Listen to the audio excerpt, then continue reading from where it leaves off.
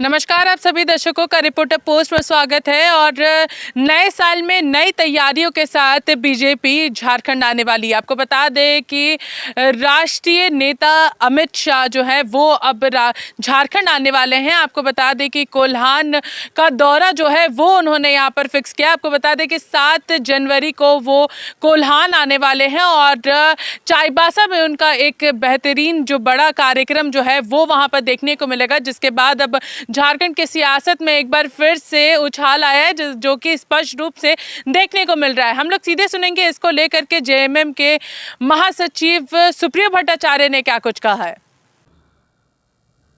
Bharatiya Janata party को यह समझ में आ गया कि आगामी लोकसभा का चुनाव की दिशा क्या होगी और उनका दशा क्या होगा। 16 महीने पहले उनको राजनीतिक क्लास करना पड़ रहा है, वो भी ऐसे संसदीय क्षेत्र में जहां उनका कोई भी जनप्रतिनिधि नहीं। हम लोग चाहते हैं कि आदरणीय अमित शाह जी वस्तु स्थिति से अवगत हो, पांचों प्रमंडल का एक एक बार बैठक कर ले। सारी स्थितियां आज की साफ हो जाएंगी।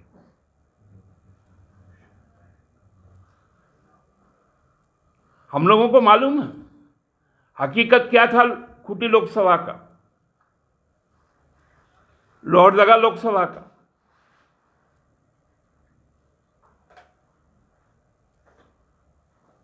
दुमका में क्या प्रपंच किया गया,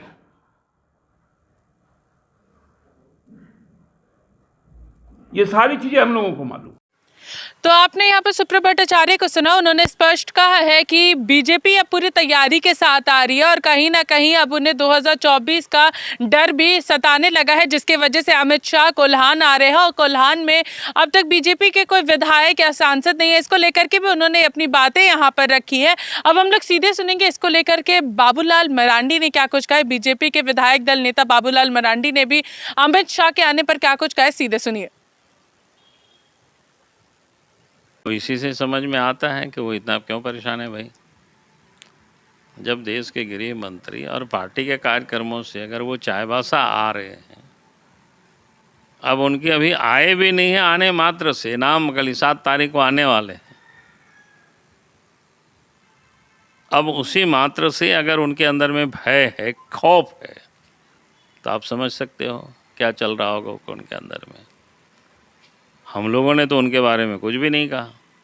हम लोग तो अपना तैयारी कर रहे हैं कि भाई राष्ट्रीय लीडर है, पहले राष्ट्रीय अध्यक्ष रहा है, जिनके नेतृत्व में भारतीय जनता पार्टी दुनिया की सबसे बड़ी पार्टी बनी।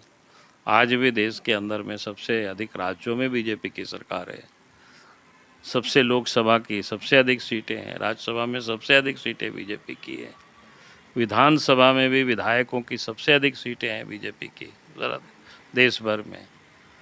तो अगर उनमें से एक व्यक्ति का भी जो बड़ा योगदान रहा है उसमें से अमित शाह जी का है, इस तो कोई इनकार नहीं कर सकता है। अगर वो व्यक्ति 7 तारीख को आ रहे हैं चाईबासा और उनके नाम सुन करके अगर